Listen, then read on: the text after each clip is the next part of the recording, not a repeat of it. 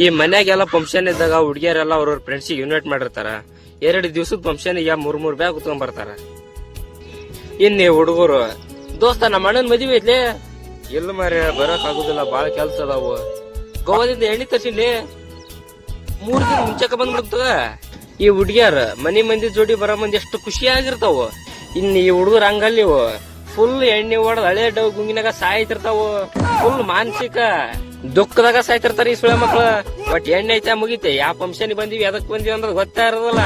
ಒಟ್ ಎಣ್ಣೆ ಹೊಡೆದ್ ಫುಲ್ ನಶೆದಾಗ ಸಾಯ್ತಿರ್ತಾರ ಈ ಸುಳೆ ಮಕ್ಳು. ಇನ್ ಈ ಹುಡುಗಿಯರು ಎಷ್ಟು ಚಂದ ರೆಡಿಯಾಗಿ ಫೋಟೋಸ್ ಗೀಟೋಸ್ ಎಲ್ಲಾ ತಕ್ಕೊಂತಿರ್ತಾರ. ಅಲ್ಲಿ ನಮ್ಮ ಅಣ್ಣನ್ ಮದುವೆ ನಡೆಯಕದ್ಲಿ, ಫಸ್ಟ್ ನೈಟ್ ಇವತ್ತೈತಿ. ಈ ಫಂಕ್ಷನ್ ಎಲ್ಲಾ ಮುಗಿದ್ಮೇಲೆ ಹುಡುಗಿಯರೆಲ್ಲ ಅವ್ರ ಫ್ರೆಂಡ್ಶಿಪ್ ಫೋನ್ ಹಚ್ಚಿ ಕೇಳ್ತಾರ, ರೀಚ್ ಆದೇನಿಲ್ಲ, ಊಟ ಮಾಡ್ದೇನಿಲ್ಲ ಅಂತ ಕೇಳ್ತಾರ. ಇದು ಹುಡುಗಿಯರ ಪದ್ಧತಿ. ಈ ಹುಡುಗರು ದೇವ್ರಾಣೆಗೂ ಕೇಳೋದಿಲ್ಲ. ಇವ್ರ ಡಿಸ್ಕಷನ್ ಹೆಂಗಿರ್ತಾವ ಗೊತ್ತಾ? ಲೇ ಆ ಸುಳೆ ಮಗನ್ ಕಾರ್ಯ ನೋಟ ಕರಿಬೇಡ್ಲಿಯಪ್ಪ, ಅವ 90ಗೆ ಊಟಕ್ಕನ ಇಲ್ಲೇ ಲೋಕಲ್ ಎಣ್ಣೆ ತರ್ಸ್ಬೇಕಾಗಿತ್ತು. ಅವನೋನ ಗೋವಾ ಎಣ್ಣೆ ಸರಿ ಇಲ್ಲಪ್ಪ, ಅವನೋನ ಎಷ್ಟು ಕುಡಿದ್ರ ನಶೆನೇ ಇರ್ಲಿಲ್ಲ ಅದ. ಆ ಬೋಳಿ ಮಗ ಬಸ್ಸ ಬಹಳ ಹರಡಕತ್ತಿದ್ದವ.